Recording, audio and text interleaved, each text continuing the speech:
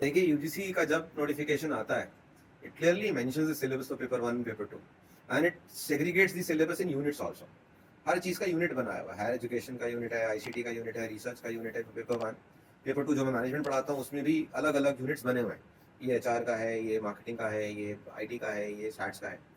The very objective of having the syllabus is that they are defining what is to be studied. See, the reason is आप UPSC का exam अगर लिखते हैं तो कुछ भी आ सकता है।